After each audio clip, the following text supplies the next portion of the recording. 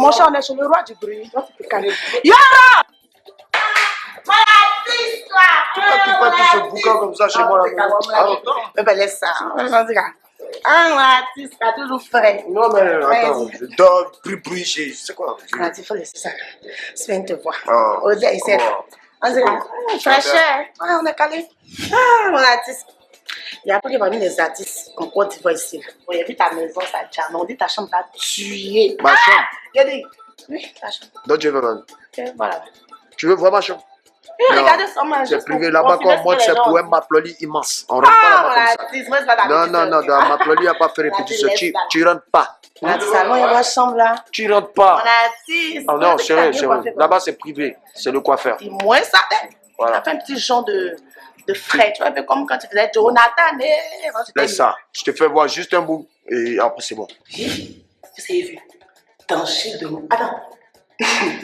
Les filles d'Abidjan, elles sont courageuses quand même. Après, c'est pour gratter nos Arafat. Toi, tu arrives devant la Côte d'Ivoire, ça, et puis tu rentres. Toi, tu arrives devant la Côte d'Ivoire, ça, et puis tu rentres. Toi, tu arrives devant la Côte d'Ivoire, ça, et puis tu rentres. Comme je suis sa petite soeur, elle va m'épargner. Bon, voilà. Je te présente ma petite chambre. Ici, c'est là où César dort. Voilà. Eh Seigneur, j'essaie de la seule à voir ce qui se passe dans la chambre d'Arafat sans être ma plombe. Ouais, mais tu dures pas. Hein. Voilà. Les choses qui voient. Donc c'est le lit, le fameux lit. Ici, ça travaille. Merci. Le fameux. Allez, Mesdames, c'est ici de m'appeler et qu'elle crée sur ce lit-là. C'est sur ce lit-là de m'appeler et qu'elle crée. D'autres que vous connaissez sont morts parce que leur fétiche les a tués. D'autres que vous connaissez sont morts parce que leur fétiche les a tués.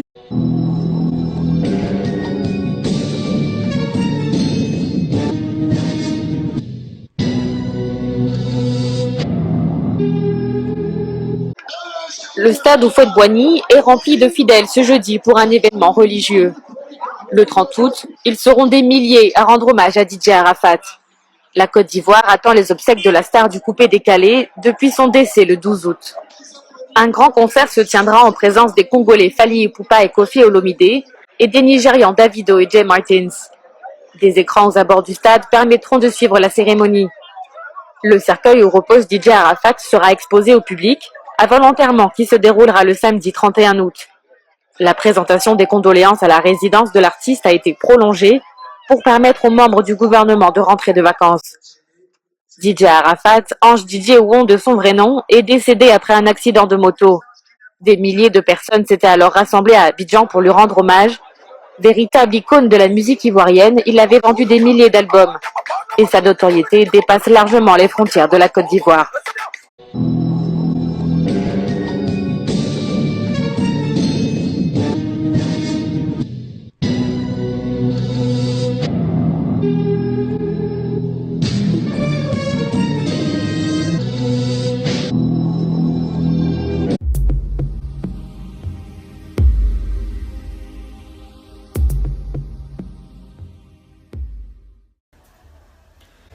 Il dit non, il y a beaucoup de voitures, il y a beaucoup de temps champion, tu as tout, mais tu es seul.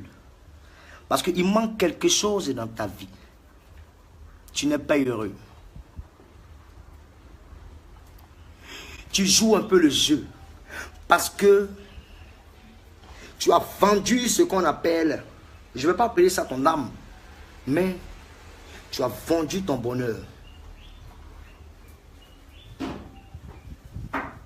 Tu comprends un peu? Tu as vendu ton bonheur.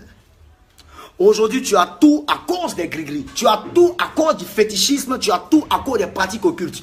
Mais moi, tu es sûr que si moi, je voulais faire tes conneries des pratiques occultes là, Arafat, moi, je n'ai jamais connu féticheur. La première personne qui m'a envoyé chez féticheur, il a dit au Dieu et puis il a cassé tous les papous.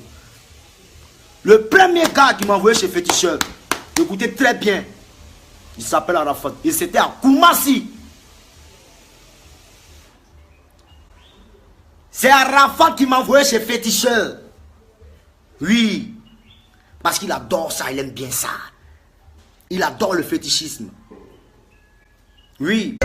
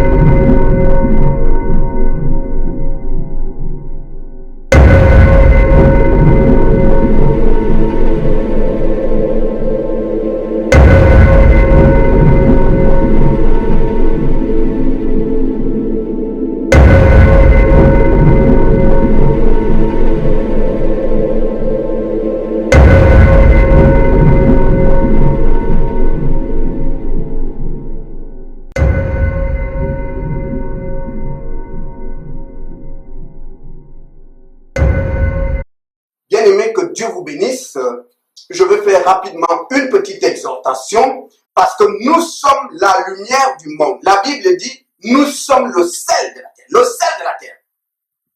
C'est la parole de Dieu qui est la vérité. Dieu est notre Père. Nous devons croire et parler le langage de notre Père. Enfants de Dieu, la Bible nous dit que nous ne sommes pas du monde. Ne parlons pas le langage des mondains. Nous sommes du royaume de Dieu. Au ciel, tu veux savoir, connaître quelle langue on parle là-bas. Au ciel, c'est pas l'anglais.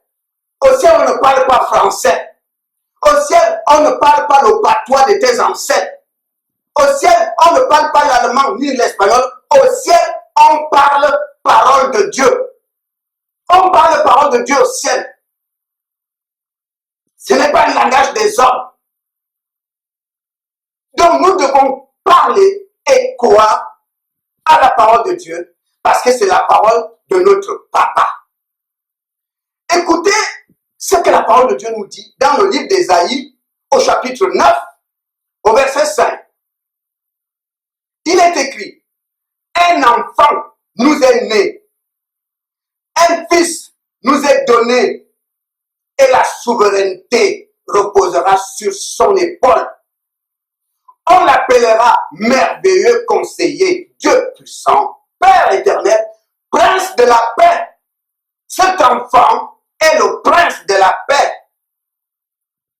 C'est le seul, le fils unique du Père, qui est le prince de la paix. Je vais lire dans Matthieu, au chapitre 28. La Bible vient de nous dire que cet enfant qui nous est né est le prince de la paix. Matthieu 28 au verset 18. Jésus dit, Jésus s'étant approché, leur parla ainsi, tout pouvoir m'a été donné dans le ciel et sur la terre. Le prince de la paix nous dit que tout pouvoir lui a été donné dans le ciel et sur la terre. Au ciel, c'est Jésus qui a le dernier mot. Sur la terre, c'est Jésus qui a le dernier mot. Tout pouvoir lui a été donné. Au ciel, c'est Jésus. Tout genou fléchi devant lui. C'est Jésus qui a le dernier mot au ciel. Sur la terre, c'est Jésus qui a le dernier mot.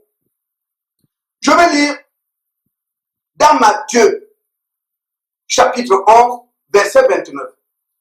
Prenez mon joug sur vous et recevez mes instructions, car je suis doux et humble de cœur, et vous trouverez du repos pour vos âmes.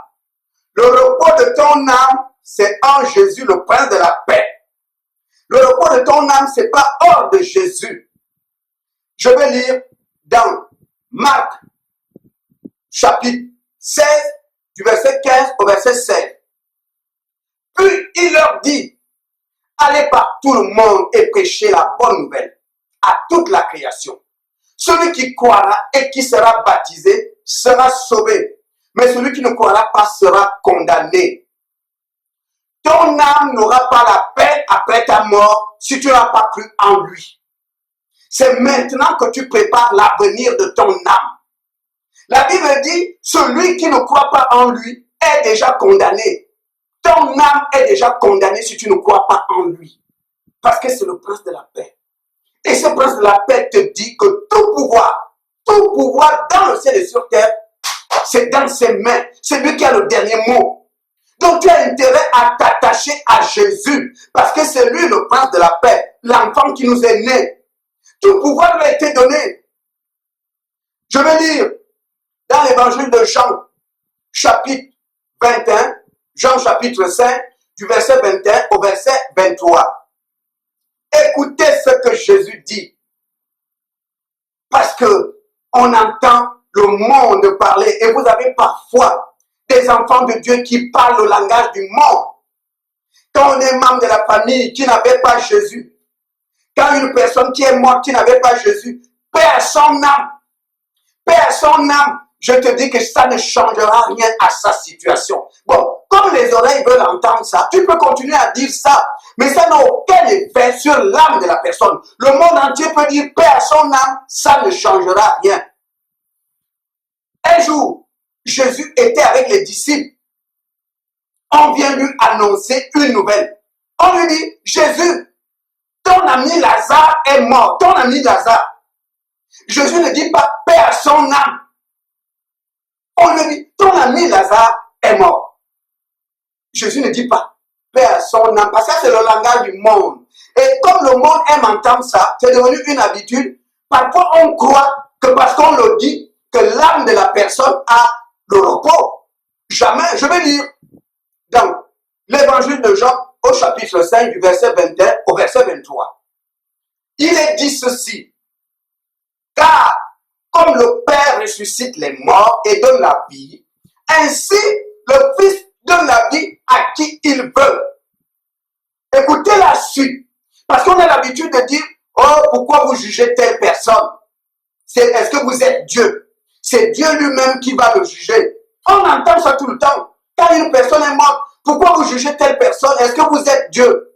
C'est Dieu seul qui a le droit de juger. Donc, ne jugez pas parce que Dieu lui-même va le juger. Je vais t'annoncer une bonne nouvelle. Dieu ne te jugera pas. Je ne sais pas si tu m'as bien entendu. Dieu ne va pas te juger. Dieu ne te jugera pas. Après ta mort, Dieu ne va pas te juger. Écoutez ce que l'évangile de Jean au chapitre 5, du verset 21 au verset 23 dit. C'est Jésus qui parle. C'est pas moi. Je suis un homme comme toi. Je ne fais que lire ce que Jésus a dit. Au verset 21. Car comme le Père ressuscite les morts et donne la vie, ainsi le Fils donne la vie à qui il veut. Point. Le Père ne juge personne. C'est Jésus qui parle. Si tu ne crois pas à ça, c'est que tu ne crois pas en Jésus-Christ. Je te dis, Dieu ne va pas te juger. Parce que cette affaire-là, Dieu l'a léguée à quelqu'un d'autre. Jésus dit, le Père ne juge personne. Personne. Que tu sois chrétien, musulman, bouddhiste, que tu sois athée. Jésus dit, Dieu ne juge personne. Dieu ne te jugera pas. Dieu ne va pas te juger. Même le sorcier de ton village, Dieu ne va pas le juger. Le musulman, Dieu ne va pas le juger. Le bouddhiste, Dieu ne va pas le juger. Celui qui est athée, Dieu ne va pas le juger. Celui qui ne croit pas en Dieu, l'assassin, le pédophile, Dieu ne va pas le juger. Il faut sortir du mensonge. Jésus dit, le Père ne juge personne, mais il a remis tout jugement au Fils. Dieu a remis tout jugement au Fils. C'est Jésus qui a le dernier mot au ciel et sur terre. C'est Jésus qui juge. Dieu ne fait plus ça. Il a donné ça à son Fils. Mon Fils, ça, c'est toi. C'est toi qui s'occupe de ça. Moi, je ne juge pas. Je te donne le droit de juger au ciel et sur terre. Jésus dit, le Père ne juge personne, mais il a donné tout jugement au Fils. C'est Jésus qui juge. Jésus nous dit, annoncez la bonne nouvelle. Celui qui ne croit pas en moi est déjà condamné. Vous savez très bien, je vais lire rapidement un passage dans Apocalypse, avant de continuer. Apocalypse 3 au verset 5. Écoutez ce que dit la Bible. Celui qui vaincra sera revêtu ainsi de vêtements blancs. Je n'effacerai point son nom du livre de vie. Est-ce que tu as entendu? Il y a un livre de vie. Si tu ne le sais pas, un livre de vie existe. Jésus dit dans Apocalypse chapitre 3 au verset 5, moi, celui qui vaincra en quelque chose, celui qui ne va pas m'abandonner, j'ai écrit son nom dans le livre de vie. Je ne veux pas l'effacer. Quiconque reçoit Jésus, Jésus écrit ton nom dans le livre de vie. Et celui qui refuse de recevoir Jésus pendant que tu vis sur terre, Jésus nous a dit, il est déjà condamné. Quiconque est mort dans ta famille, parmi tes amis qui n'avaient pas Jésus, est déjà condamné. C'est la Bible qui le dit. Paix à son âme, c'est des histoires. Ça ne changera rien à son destin. Ça ne changera rien à son avenir. Cette âme-là est déjà condamnée. C'est Jésus qui le dit. Celui qui croit en moi a la vie. Mais celui qui croit en moi et qui sera baptisé sera sauvé. Mais celui qui ne croit pas en moi est déjà condamné. Donc il y a des gens qui vont aller au cimetière aujourd'hui. Des corps qu'on va enterrer aujourd'hui. Si ces personnes-là n'avaient pas Jésus, ils sont déjà condamnés. Personne ne changera rien. Mais comme le monde aime entendre ça, bon, on le dit juste pour le plaisir des oreilles. La Bible nous parle d'un homme riche. Lazare allait fouiller dans les poubelles de cet homme. Cet homme était riche. Il avait des moyens, il était riche. Je vous informe qu'avant la naissance de Jésus, les prêtres existaient déjà. Dans la religion juive, il y avait des prêtres. D'accord? Un homme riche est mort. Vous croyez que les prêtres n'ont pas été priés pour lui? C'est un homme riche, quelqu'un qui a des moyens, il est connu de tout le monde. C'est sûr que les prêtres ont été priés, sont allés prier pour cette personne. Mais Jésus nous dit, cet homme s'est retrouvé dans les tourments. Il s'est retrouvé dans les tourments. Des gens, c'est sûr que ses amis, des connaissances. Vous savez, quand on est riche, on a beaucoup d'amis.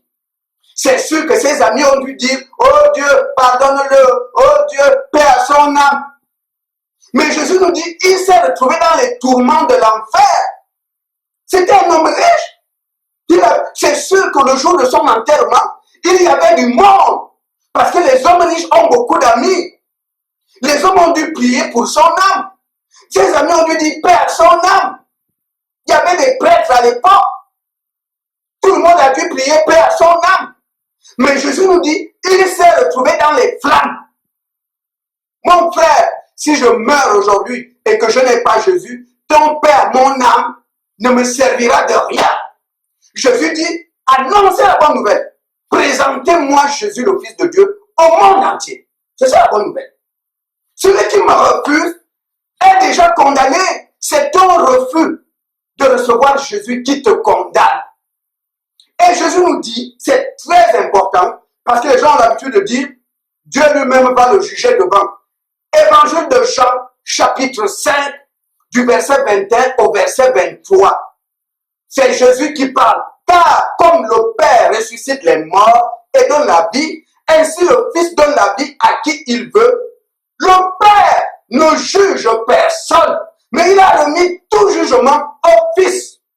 À l'heure où je te parle, quand Jésus est venu sur terre, son Père lui a donné le pouvoir de juger au ciel et sur la terre. C'est dans ses mains aujourd'hui. Tout se passe avec Jésus. Le Père, oh Dieu lui-même va traiter son Père. Non, Jésus dit, son Père là, Dieu, ne juge personne. C'est pas moi qui le dis, c'est Jésus. Il dit que ce Dieu qu'on appelle Dieu, qui est le Père de Jésus, Jésus nous dit, mon papa, il ne juge personne. C'est moi qui a donné le droit de juger au ciel et sur la terre. C'est moi, Jésus. Et vous comprenez que si vous refusez Jésus, vous avez vous-même condamné votre âme. Ton âme n'aura pas du repos parce que les gens disent paix à son âme. C'est sûr que l'homme riche que Jésus a vu dans l'enfer, ses amis et connaissances ont dû prier. Ils ont sûrement appelé des prêtres. Il y a sûrement des gens qui ont dit paix à son âme. Mais Jésus nous dit, il s'est retrouvé dans le feu. Celui qui reçoit Jésus a déjà assuré la paix de son âme. La paix de son âme maintenant, c'est maintenant. Dans l'Apocalypse au chapitre 3, la Bible nous dit que Jésus, celui qui persévérera jusqu'à la fin, Jésus n'effacera pas son nom du livre de vie. Donc, quiconque, où que tu sois, peu importe ta tribu, ta race, qui que tu sois, si tu as reçu Jésus comme Seigneur et Sauveur personnel, il y a un livre que tu ne vois pas. Dans ce livre, Dieu écrit chez Jésus. Écris son nom. Parce que quand tu vas mourir là, c'est lui que tu vas trouver devant. Tu ne voulais pas de Jésus ici. Tu ne voulais pas. Tu refusais Jésus. Tu es dans des fausses religions. Tu es dans des religions qui ne reconnaissent pas Jésus comme Fils de Dieu. Tu es libre. Jésus n'est pas le Fils de Dieu, c'est un prophète, c'est un mal. Tu es libre. Mais c'est lui le juge. C'est lui le juge. Dieu ne s'occupera pas de ton cas après ta mort. Dieu ne s'occupera pas de ton cas, j'insiste là-dessus, parce qu'il a remis le pouvoir de juger à son Fils. C'est Jésus qui s'occupe de ça, c'est pas Dieu. Oh, telle personne est morte. Oh, vous dites qu'il est parti en enfer, est-ce que vous êtes Dieu pour le juger? Non, c'est Jésus. C'est pourquoi, malheur à toi si tu refuses Jésus quand tu vis encore. Parce que c'est pas devant. Dieu n'a jamais dit, bon, il m'a pas accepté sur terre, on verra devant. Qu'est-ce qu'on peut faire pour lui? C'est sur terre. Jésus dit, celui qui me reçoit et qui est baptisé à la vie, mais celui qui me refuse est déjà condamné. Vous vous rendez compte combien de personnes on enterre par jour? Combien de personnes condamnées qu'on met dans les cercueils par jour? Parce qu'il faut comprendre, comme je l'ai déjà dit, que ça, mon corps, mon âme est à l'intérieur de ce corps, mon âme. Mon esprit et mon âme sont cachés à l'intérieur du corps. Le corps, c'est seulement une enveloppe. Le corps, c'est une maison. Mon esprit et mon âme habitent dans mon corps. Quand je vais mourir, mon esprit et mon âme vont sortir de cette enveloppe, le corps-là. Et ce corps-là, mes parents vont le prendre, n'est-ce pas, on va le mettre dans un cercueil en bois. Ils vont le mettre sous terre afin que ça qui est poussière retourne à la poussière. Ça, c'est pas moi. Ça, c'est mon enveloppe. Mon corps physique, c'est l'enveloppe dans laquelle je vis. Je vis à l'intérieur de cette enveloppe. Ça, c'est ce que mes parents vont mettre dans le cercueil. Ça va pourrir au bout de 6 jours. Ça pourrit déjà, ça a des asticots. Et ça retourne à la poussière parce que c'est poussière. Tant que tu es sur terre, tu vis, je dis bien, tu vis à l'intérieur du corps. Le corps qui n'est qu'une carapace, une enveloppe. Mais le jour de ta mort, tu sortiras de là-dedans. Et c'est à ce moment-là que tu verras le véritable état de ton âme. Parce que notre âme est cachée là-dedans. Vous avez des gens qui ont un beau corps, n'est-ce pas? Teint clair. Il y a des gens qui frottent les crèmes et tout pour avoir un teint clair. D'accord? Même ta peau brille, ta peau a un bon teint. Mais quel est l'état de la peau de ton âme? Parce qu'il y a des personnes qui ont un bon teint, une peau bien lisse, mais alors que son âme est pourrie.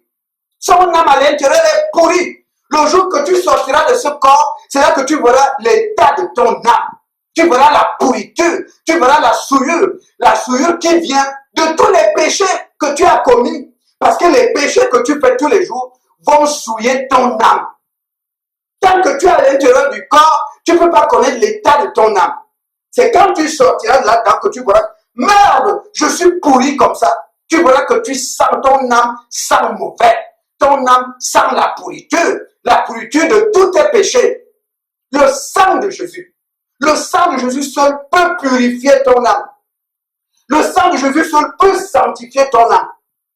D'où l'importance de recevoir Jésus comme Seigneur et Sauveur personnel, afin que le sang de Jésus te purifie, afin que le sang de Jésus te sanctifie. C'est pourquoi Jésus a dit, celui qui ne me reçoit pas est déjà condamné. Parce que quand tu vas sortir de là-dedans et que tu verras l'état de ton âme qui a été souillé par tous tes péchés, tu ne peux pas aller vers Dieu. Parce que Dieu a établi les choses à sa façon. C'est-à-dire que lorsqu'on est sur terre, on doit recevoir Jésus. Le sang de Jésus va nous purifier depuis sur terre. La purification, c'est pas devant. La purification de ton âme, c'est pas devant. C'est pendant que tu es encore sur terre. C'est maintenant.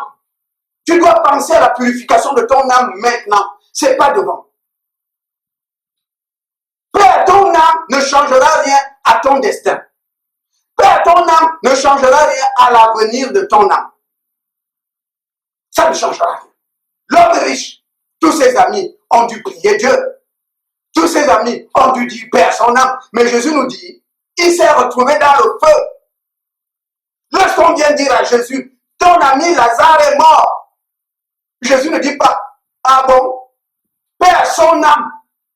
Non, Jésus ne parle pas le langage du monde. C'est le monde. Le monde croit au mensonge. Le monde croit qu'en disant Père à son âme, que ça fera quelque chose sur l'âme de la personne. Mais non! Jésus, c'est Jésus qui juge. Le Père ne juge personne. Mais il a remis tout jugement au Fils. Évangile de Jean, chapitre 5, du verset 21 au verset 23. C'est Jésus qui juge. Tu ne peux même pas croire en lui. Oh, moi je suis bouddhiste. Votre histoire de Jésus, là, je ne suis pas là. Oh, moi, je suis musulman. Jésus n'est qu'un prophète. Tu lis, dis tout ce que tu veux. Mais c'est Jésus que le Père a donné le pouvoir de juger. Quand tu vas mourir et trouver le Fils de Dieu sur le trône de jugement où c'est lui qui a le dernier mot, tu vas lui dire quoi?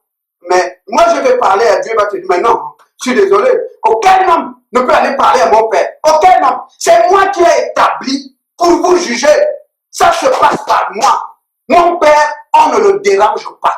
Mon Père m'a établi. C'est moi qui juge. C'est pas lui. Il ne peut pas te recevoir. Tout se passe par moi. C'est moi qui te donne le droit, la possibilité, si tu veux aller le voir. C'est moi qui l'ai placé au centre du jugement, que ce soit au ciel ou sur la terre. C'est moi qui ai le dernier mot. Et c'est là que tu vas commencer à pleurer. Oh, mon Dieu, moi j'avais quoi? Je croyais au bouddhisme, je croyais aux musulmans, je croyais à tout ce que vous voulez. Mais c'est Jésus que le Père a établi comme juge. C'est la raison pour laquelle il dit bien que celui qui croit en moi, j'écris son nom dans mon livre. Jésus-Christ a un livre. Ne l'oublie pas. Jésus a un livre. Comme tu es en Christ, il a déjà écrit ton nom. Il a déjà écrit. N'abandonne pas le Seigneur. Il ne faut pas que Jésus efface encore ton nom. Reste accroché. Tu as des difficultés, tu as des épreuves, tu as les maladies, tu as les finances qui sont à terre, tu ne trouves pas du boulot. Mon cher ami, accroche-toi à Jésus. Le salut de ton âme, c'est important. La condamnation des personnes qui ont refusé Jésus, ce n'est pas une affaire de 10 jours. Ce n'est pas une affaire de 10 ans. C'est éternellement dans le feu. Jésus est assis sur le trône. Le Père lui a donné le pouvoir de juger. Jésus n'est pas assis sur le trône pour un mandat de 10 ans. Jésus n'est pas assis sur le trône pour un mandat de 5 ans. Jésus est assis sur le trône éternellement. La Bible dit, son règne n'a point de fin. Jésus-Christ est incontournable pour le salut de l'âme. Jésus-Christ est incontournable car son règne n'a point de fin. Il n'est pas assis sur le trône pour un mandat de 8 ans. Il est assis sur le trône pour l'éternité. Et c'est son Père qui l'a établi là. C'est lui qui juge. Tu ne crois pas en lui ici, c'est ton affaire. Mais il va te juger. Parce qu'il a le pouvoir de juger. Il a le pouvoir de juger dans le ciel et sur la terre. Tout pouvoir lui a été donné. Tout pouvoir. D'où l'importance de saisir Jésus. Donc, les histoires de paix à ton âme, si tu veux continuer à dire ça juste pour le plaisir des oreilles, vas-y. Mais ça ne changera rien à la destinée de la personne. Parce que Jésus-Christ est la vérité. Jésus dit, celui qui croit en moi, quand tu es encore sur terre, sera sauvé. Mais celui qui me refuse, quand tu es encore sur terre, est condamné. C'est Jésus, c'est pas moi, c'est Jésus qui le dit. La question qu'on doit se poser, mon parent est mort. Mon ami est mort. Mon collègue de travail est mort. Est-ce qu'il avait Jésus? Non. C'est un mort qui est déjà condamné. Son âme est déjà condamnée. Oh, Dieu verra son cas devant. Dieu ne voit aucun cas devant parce que Dieu a établi son Fils comme juge dans le ciel et sous terre et sur terre. C'est Jésus qui a le dernier mot. Donc, ne joue pas avec l'avenir de ton âme parce que c'est Jésus qui peut donner le repos à ton âme. C'est Jésus qui donne le repos de l'âme. Si tu ne reçois pas Jésus, ton âme n'aura point de repos. Si tu ne reçois pas Jésus comme Seigneur et Sauveur, ton âme n'aura point de repos. Quand on annonce à Jésus que ton ami Lazare est mort, Jésus ne dit pas paix à son âme. D'accord? L'homme riche avait des amis et connaissants plein de monde.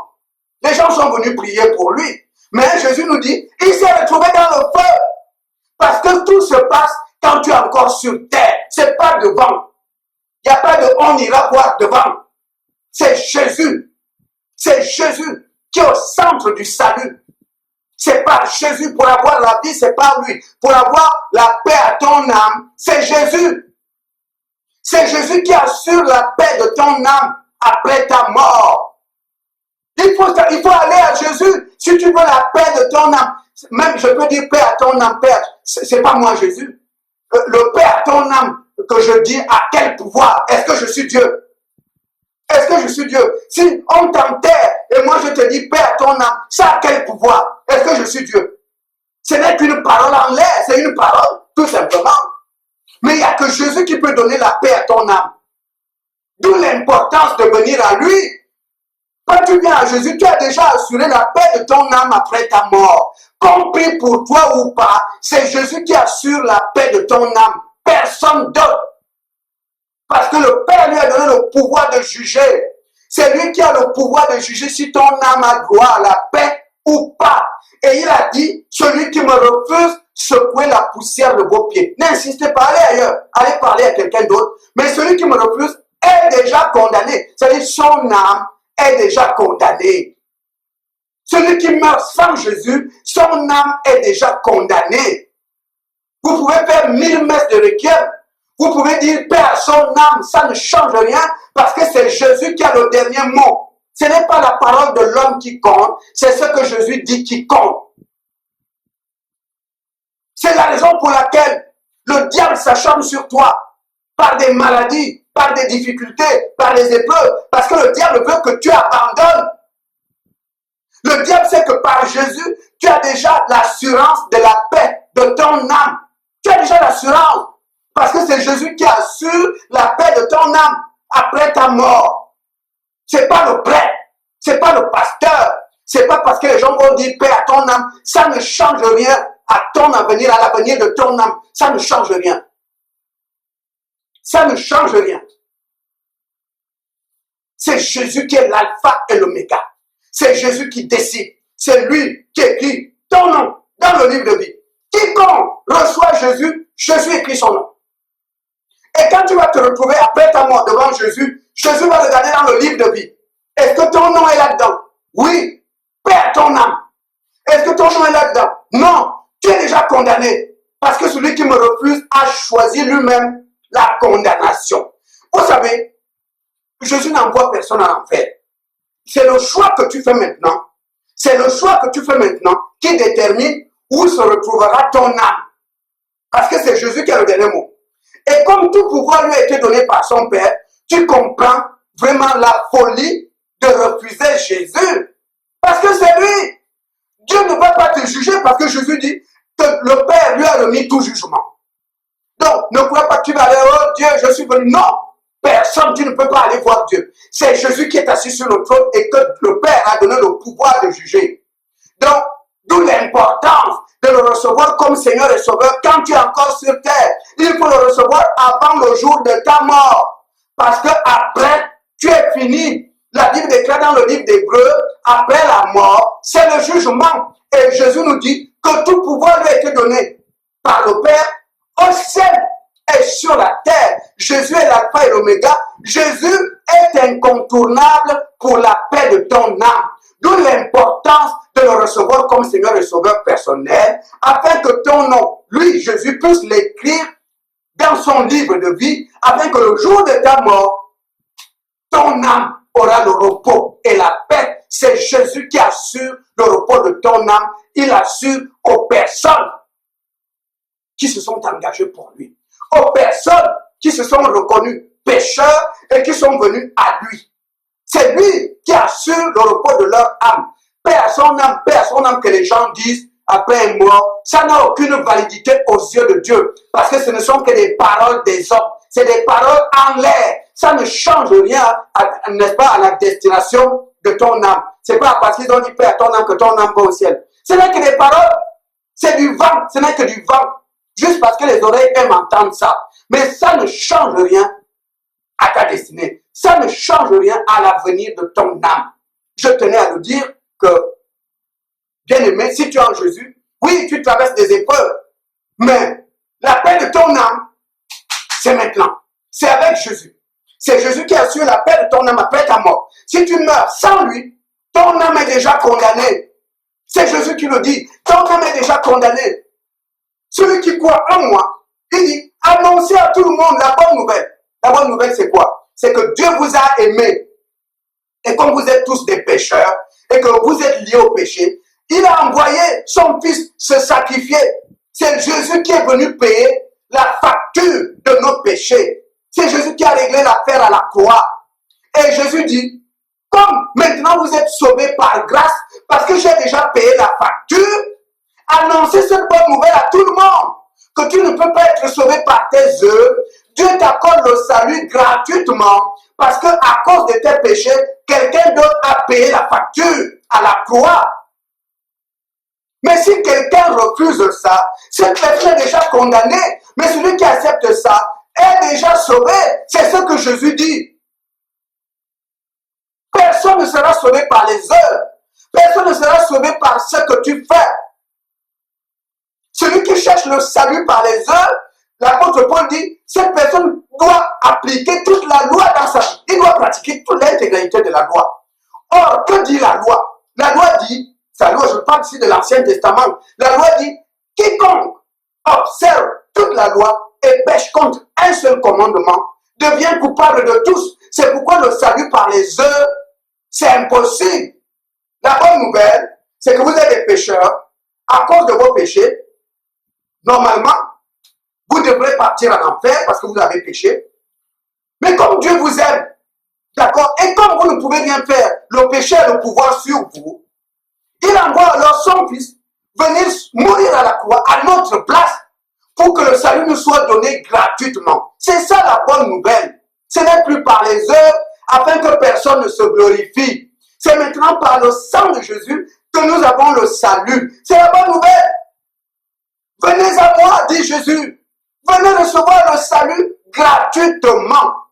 Et lorsqu'on t'annonce cette bonne nouvelle, toi tu dis c'est pas ton problème. Jésus dit, tu es déjà condamné. C'est ton propre refus qui t'a condamné. C'est pas Jésus. C'est parce que tu refuses que tu te condamnes toi-même. Quand on te parle de Jésus, tu ne peux pas, c'est toi qui se condamnes toi-même. Parce que c'est une loi spirituelle, elle est scellée, que celui qui le reçoit quand tu es encore sur terre et qui est baptisé a la vie. Mais celui qui le refuse est déjà condamné. Donc, c'était très important à dire. Donc, je veux vous dire, parce que les gens me disent ça, personne n'en personne, c'est les histoires. Quand on annonce à Jésus la mort de Lazare, Jésus ne dit pas personne n'âme. D'accord? Et comprenez que ces paroles viennent du monde. Et le monde aime entendre ça. Attention à la fausse humilité du monde. Et vous allez même trouver que les gens qui disent paix à son âme, ils le disent avec la tête, pas avec le cœur. Parce que ce ne sont que des paroles en l'air. Donc, bien aimé, je voudrais vous dire, quelles que soient les épreuves que vous traversez, en Jésus, bien aimé, si tu veux le repos de ton âme après ta mort, va à Jésus maintenant. Parce que c'est Jésus qui assure le repos de ton âme après ta mort, le jour où tu vas mourir. Le repos de ton âme est assuré par le Fils de Dieu. Parce que Dieu l'a établi juge. Et Jésus dit, mon Père ne jugera personne. Qui que tu sois, Dieu ne te jugera pas. Parce qu'il a remis le droit de juger à son Fils. Donc toi qui refuses Jésus, tu te condamnes toi-même. Parce que si tu le refuses ici, c'est pas quand tu vas aller le trouver que tu vas dire, je crois maintenant en toi. C'est trop tard. Parce que Jésus a dit, celui qui croit en moi, sur terre là-bas, et qui est baptisé à la vie. Mais celui qui me refuse là-bas, sur terre, est déjà condamné. Les choses ne changeront pas devant. Parce que la parole de Dieu est la vérité. Parce que Dieu veille sur sa parole pour l'exécuter. Dieu ne peut pas dire ah et quelque temps après, il dit le contraire. Ce que Dieu dit reste comme ça éternellement. Dieu ne change pas de bouche. Dieu dit, Dieu reste sur sa parole. Il n'y a que le diable qui change de bouche. Dieu a dit que c'est comme ça. C'est établi comme ça éternellement. Quiconque reçoit Jésus sur terre et est baptisé à la vie. Celui qui refuse Jésus sur terre est déjà condamné. Donc quand tu refuses Jésus, tu as condamné toi-même ton âme. C'est-à-dire quand tu vas mourir, ton âme ira au tourment. Par ton refus de s'engager pour Jésus, tu t'es condamné toi-même. C'est toi qui assures, quand tu vis encore sur terre, l'avenir de ton âme. C'est toi qui assures l'avenir de ton âme. Si tu veux que ton âme ait la paix, ait le repos, c'est Jésus. Mais, Seigneur des Seigneurs, Roi des Rois, établi par Dieu. C'est lui qui a ce pouvoir. Mais si tu le refuses, tu as choisi toi-même la condamnation de ton âme. Les messes de requiem, les gens peuvent dire tout le monde entier paix à son âme, ça ne changera rien. Parce que Jésus, c'est lui qui a le dernier mot, que ce soit au ciel ou sur terre. Donc, si tu le refuses, alors que c'est lui qui a le dernier mot, tu t'es condamné toi-même. Que Dieu te bénisse.